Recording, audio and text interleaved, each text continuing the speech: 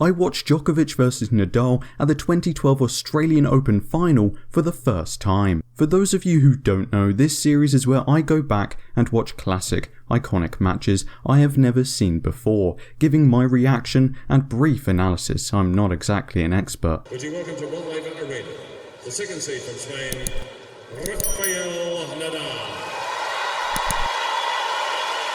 Novak Djokovic.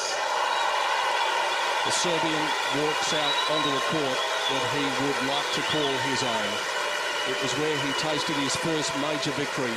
He did it again last year. The defending champion, ready to do battle in 2012. I love it when the crowd are louder than the commentary. 2011 Djokovic was insane until after Wimbledon he was Rafa's only problem pretty much. I miss Nadal, you know. I hope this isn't quite the end and we see him in another major final outside of the French Open as well. Haha, Djokovic won so much last year, they can't fit in the finals he made. Okay, I just double checked, he won 10 of 15 events played, making one final he didn't win, retiring in the second set versus Murray at Cincinnati.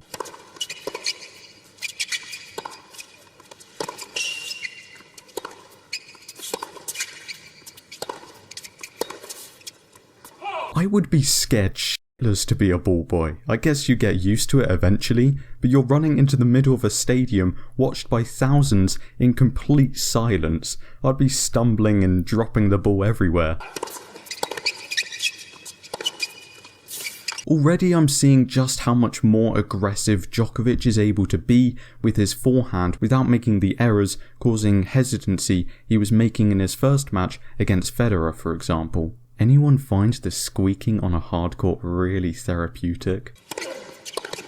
It's kinda crazy how someone can have a mental edge over you. We talk about it all the time in tennis, but the fact it potentially doesn't matter that you're a better player or having a better day, if your opponent has beaten you mentally before you step onto the court, they've won.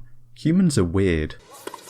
Djokovic starting the match off with a few unforced errors, 5 already. I think most have been into the net as well. He's trying to stand close to the baseline, so I think it's expected. And so it begins. Yeah, don't return short to Djokovic. He is pummeling that forehand.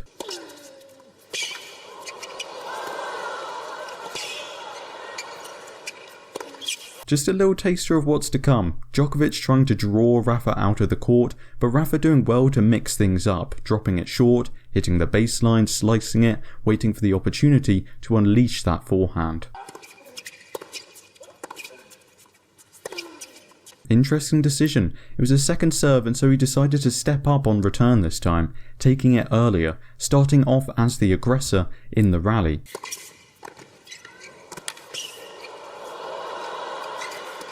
How? You're not supposed to get those.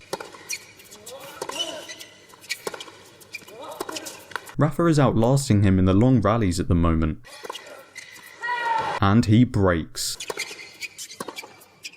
Wasted an opportunity there after a very good return that he didn't think was going in. Just not quite getting into the right position at the moment. A little slow. If anyone wonders why Rafa takes so long to towel down, yeah, this is why. He's literally a human waterfall.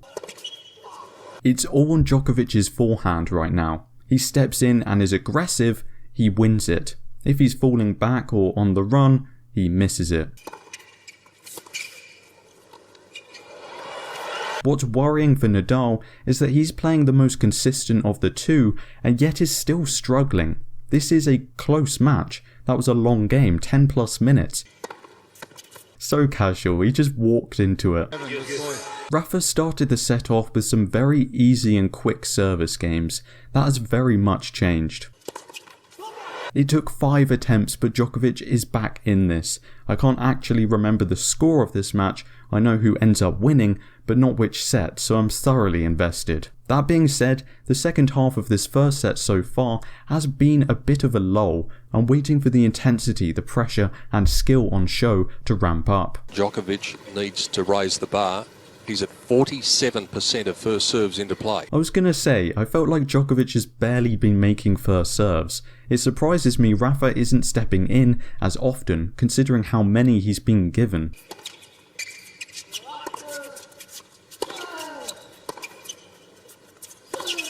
Nadal not being afraid to give Noel some variety, especially on that backhand wing, slicing it.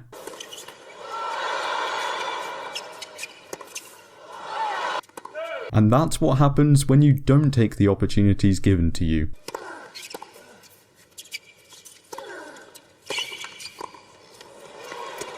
Nice body serve, a good tactic against someone who seems to easily stretch and bend himself either side, getting it back nice and deep. You honestly forget how young they are here. The big three have been around for so long and at the top of the game for so long. They would be what, 24, 25? That seems so insane when you think people still consider Zverev, Medvedev and Tsitsipas as the next gen. When Rafa is the aggressor, he's winning it. He needs to make the decision, is he okay being the more consistent and hope Djokovic doesn't find some rhythm, or does he want to take control of this match? Obviously, it's easier said than done. Djokovic is very good at hitting close to the baseline, making it difficult to step in and create some angles. Honestly, if I was Rafa, I'd be using that forehand down the line more often. I know he likes the pattern of cross-court to the opponent's backhand, but Djokovic's, as we know, is a strength, and especially right now, I think his forehand is the more vulnerable side. As a Federer fan, it scares me when he does that. Their stats aren't too dissimilar actually, it's just Djokovic's serving is that much worse, and his forehand is erratic. Sometimes he's bulldozing through Nadal with winners, other times he's overhitting. I think perhaps right now, he's still feeling weighed down by his match against Murray. Physically and mentally, he's looked tired and negative, which isn't good. Hopefully the adrenaline starts to kick in, his footwork speeds up, and he finds some much needed rhythm. If this isn't your cup of tea, check out when Federer dominated the Big Four, or perhaps the problem with Laver Cup. If you're a WTA fan, check out Emma Raducanu, A Star is Born. Djokovic's ball striking seems a lot more solid and reliable at the start of this second set. Now it's Nadal's turn for his forehand to go haywire.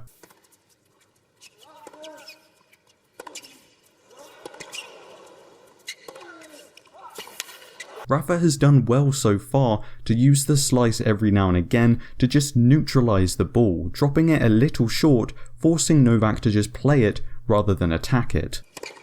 Djokovic is playing a dangerous game, a Federer-esque game, 7 or 8 break points and just the one taken so far. You gotta give credit where credit is due, Nadal has grinded that game back, but Djokovic needs to take these opportunities.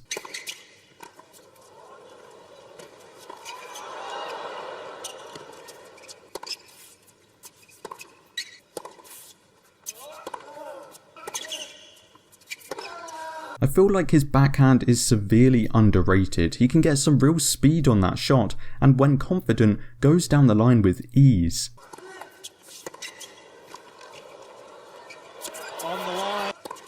The thing is, when Rafa hits a deep ball, Novak can take it on the rise and send it right back. Rafa, on the other hand, has been taking a step back to deal with the deep balls coming from Djokovic, which then opens up the angles. If he doesn't though, he's forced into an error most likely.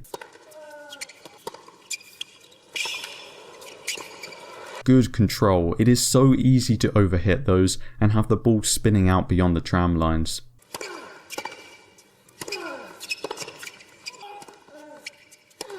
Just look how far back he is standing on a second serve. Step in, be aggressive. Djokovic is hitting a lot of second serves today. Capitalise on that.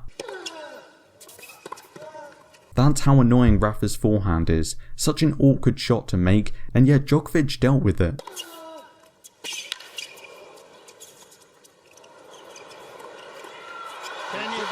That forehand down the line is doing some damage again.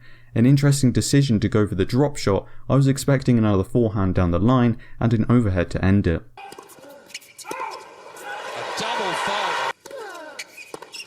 Incredible anticipation from Djokovic. I'm surprised Nadal went that way, to be honest. A 4th set point to Novak. First serve percentage still quite low for Djokovic. It's improving though, but I'm surprised Nadal isn't taking advantage of this more. When he's been aggressive, he's been great. This is the main difference for me so far this match.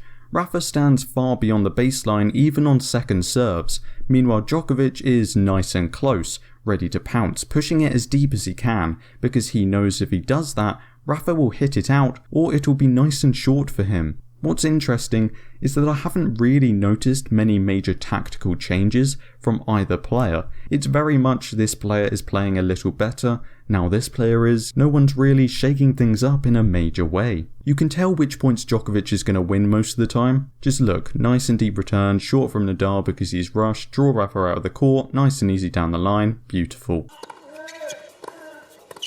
Oh no, what have you done, Nadal? Look at his face, what beast have you unleashed? This could be the momentum shift right here.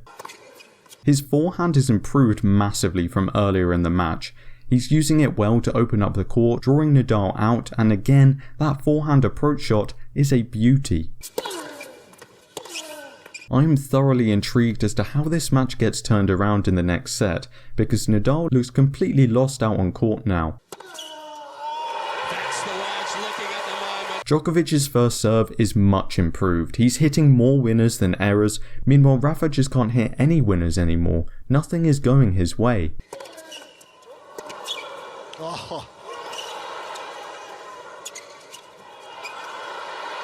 Close, but the difference there, Rafa stayed aggressive even when it was difficult to be. If it wasn't for the net cord, he probably would have won that point. I'm struggling to give any sort of analysis or commentary because it's just the same thing. Even the commentators aren't really saying anything. If Rafa steps in, hits a nice aggressive forehand deep into the court, he wins the point. If Novak hits a nice aggressive deep return, he wins the point. It's just whoever can push the other person back first.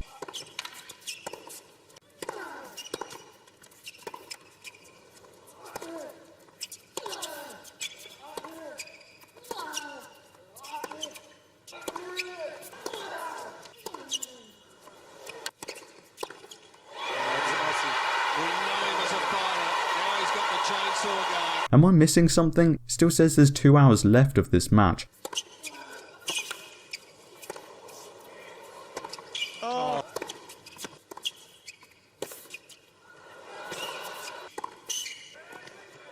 Fasten your seatbelts. Here we go.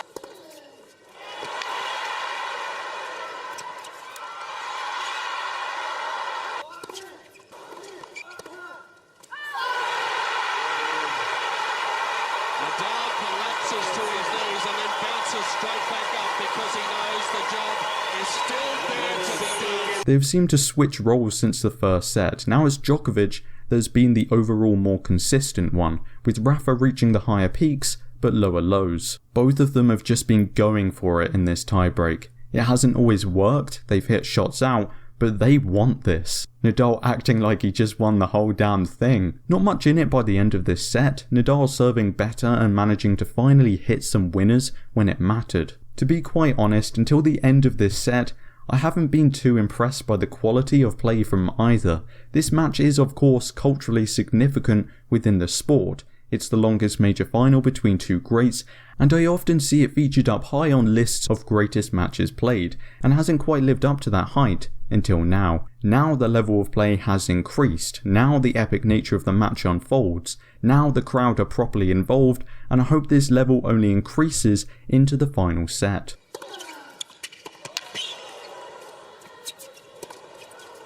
I mean, I asked for the level to continue rising and it has. Not much more to say. Now I am thoroughly invested. Djokovic is starting to look like he did in the first set now. Quite weary.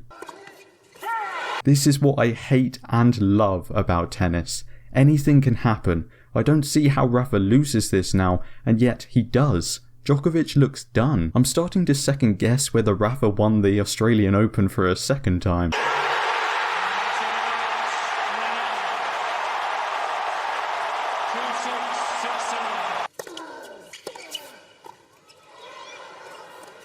Oh my god, that's the point. That's the famous point. The what if point. I knew it was around here somewhere, I just didn't know when it was. And that's that. 1 point and suddenly the momentum's gone. Look at him, he's dead. He's just like, what are we doing here still?